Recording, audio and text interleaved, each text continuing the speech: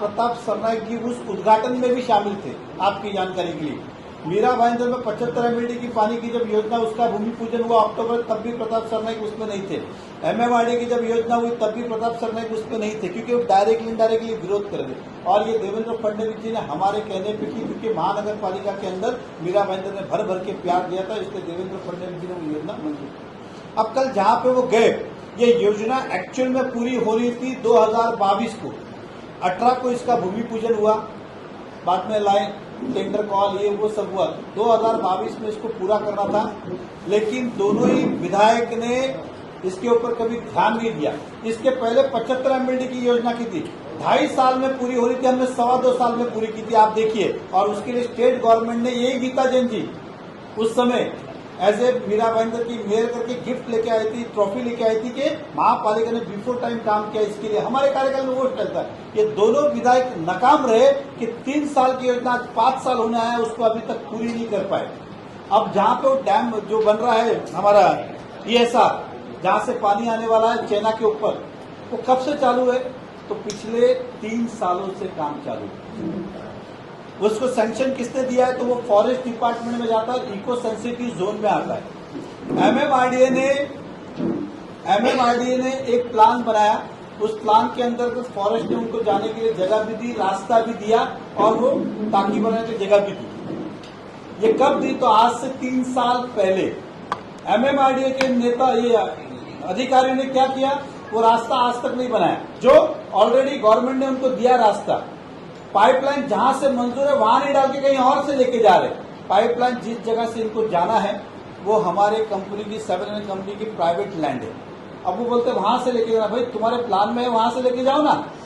तो जबरदस्ती का यहां से ले जाना है। लेकिन आपकी जानकारी के लिए, इस शहर के हित में वो झूठ कह रहे जिसने कहा एमएमआरडी को 7 कंस्ट्रक्शन कंपनी ने आज से 6 महीने नहीं, 1 साल पहले काम करने की अनुमति दी, और 6 महीने पहले लिखित रूप में भी उनको दिया कि आप ये काम करिए, हमारा कोई ऑब्जेक्शन नहीं है, और काम भी वहां पे शुरू है। एक, अब उनके पास उस जगह जाने के लिए रास्ता नहीं, तो 2021 में कहा कि हमारा रोड जो बनने वाला है तो आप 4-5 महीने के लिए प्राइवेट रोड से जाने दीजिए। तो 7-11 ने, ये सरनाईक साहब और गीता तो घर पे सो रहे थे, तब पता नहीं था, तब मैंने ही उनको रोड करके दिया, जेसीबी से लेवलिंग करके, क्योंकि प्रोजेक्ट हमारा था, बच्चा हमारा था, शहर हमारा है।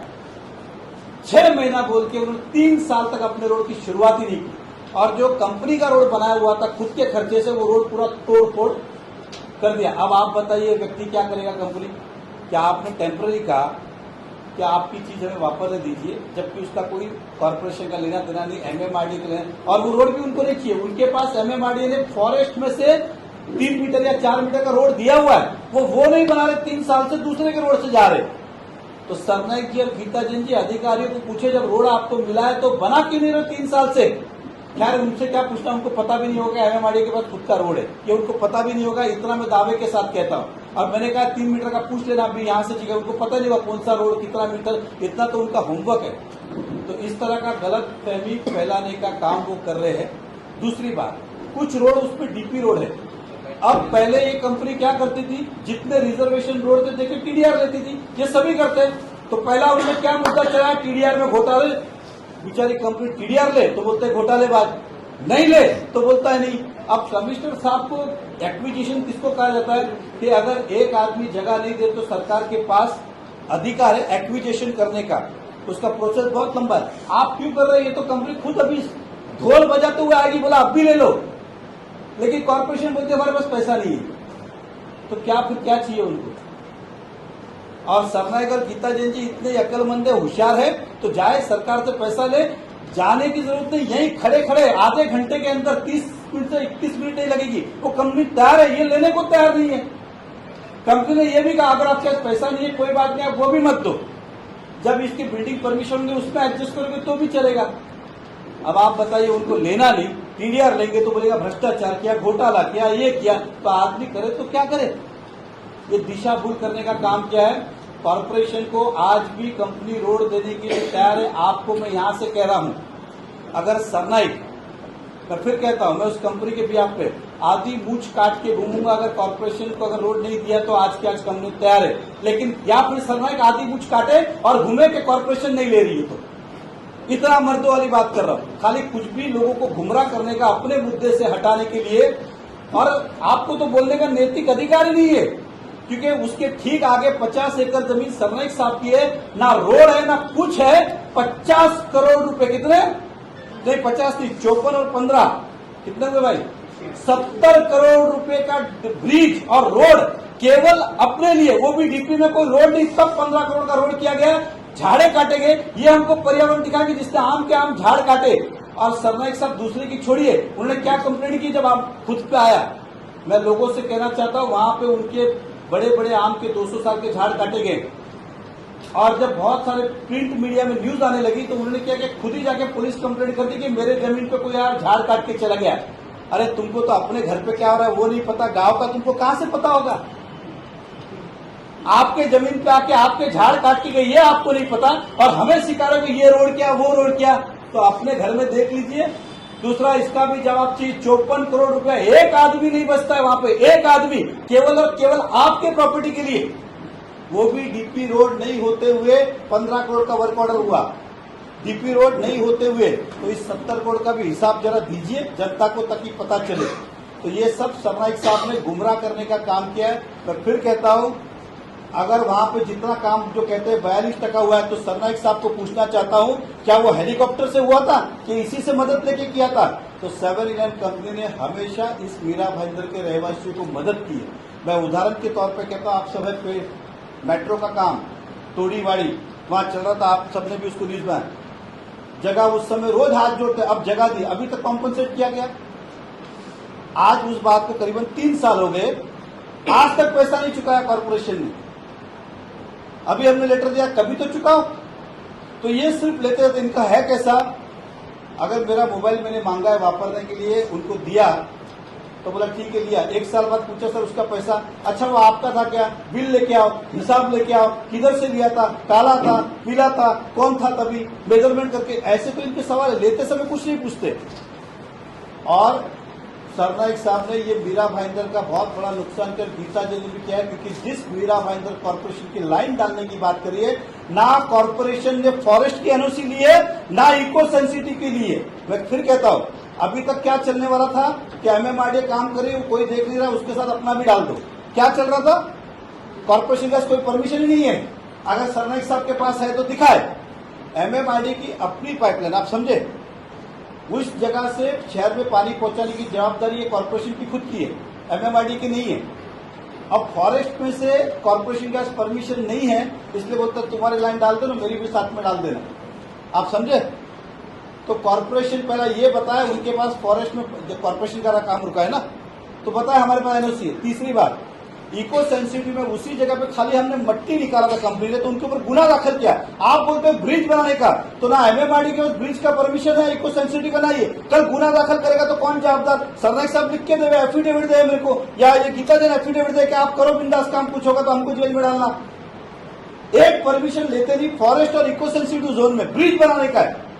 और सरनाइक साहब भूल गए कि उनके यहाँ जब रोड बना थे, इको सेंसिटिव वाले पीछे लगे थे उनके, क्या आपने इको सेंसिटिव गुना दाखिल करने वाले थे, म्युनिसिपैलिटी के नाले नहीं बनने दिए, और अब इनको ब्रिज बनाना है विदाउट परमिशन। तो म्युनिसिपल कमिश्नर मुझे बताए, क्या उनके पास पाइपलाइन डालने की फॉरेस्ट की एनओसी है क्या? नहीं है। इको सेंसिटिव की परमिशन है क्या? नहीं है। तीसरी बात, किसी व्यक्ति के घर में जाके बोलोगे, अगर मैं कमिश्नर साहब को कल बोल रहा हूं, सर मेरे घर में रहने को जगह नहीं, आपके बंगले खाली मेरे को 40 फुट जगह दे दो। कितनी? 40। उस बंगले में 40 फुट हो सकती है, बंगला बेकार हो जाएगा। आपका फ्लैट है 3 BHK, कोई बोले खाली मेरे को इसके अंदर एक आगे का हॉल दे दो, अरे बोले हॉल दूंगा मेरा फ्लैट बेकार हो जाएगा। ये उसी तरह की डिमांड कर रहे हैं। लेकिन मैंने फिर कहा, शहर हित में जनहित में वो क्या करेंगे, हमने तो बिंदास किया, ना डीपी में है ना कुछ है, लिखित रूप में एमएमआरडीए को दिया, कॉपी में थोड़े टाइम में आपको देता हूं, आज से 6 महीने पहले दिया है इन दैट वे। अब मेरी चिंता इतनी है कि सरनाइक और गीता जी ने बेवकूफी गिरी की पत्रकारों को बता दिया कि इधर से म्युनिसिपैलिटी भी लाइन डालने वाली, जिसकी परमिशन नहीं है, नहीं तो हम तो चुपके चुपके बात कर ला लो। लेकिन अभी मेरी चिंता ये है कि पूरे गांव को उन्होंने बता दिया है, तो अब ये कल गुना दाखिल हो सकता है।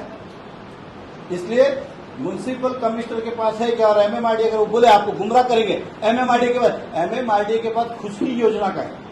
ये जो पाइपलाइन है, क्या एमएमआरडीए करे? नहीं, हम अपने खर्चे से करें, कॉर्पोरेशन करे। अगर एमएमआरडीए का है तो फिर कॉर्पोरेशन पैसा क्यों दे रही है?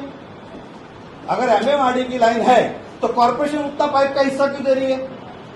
आप समझे?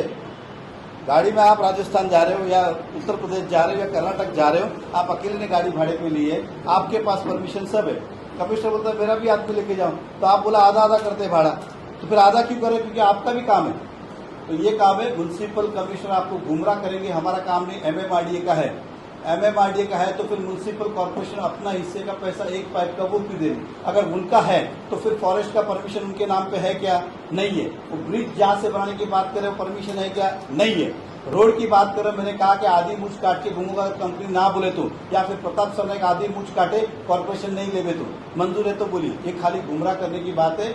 7-Eleven कंपनी ने हमेशा एक नहीं 50 जगह, यहाँ तक कि जहाँ सरनाइक साहब को पता भी नहीं होगा, वो जहाँ पे स्केटिंग रिंग बना रहे वो जगह भी 7-Eleven कंपनी की, जिसका ना टीडीआर लिया है ना कॉम्पनसेट लिया, ऐसी कॉर्पोरेशन को बोला आप बना लो शहर के अंदर। हम वो कंपनी है जिन्होंने हमेशा इस शहर के लिए योगदान किया है, तो चाहे गीता जैन हो चाहे ये हो।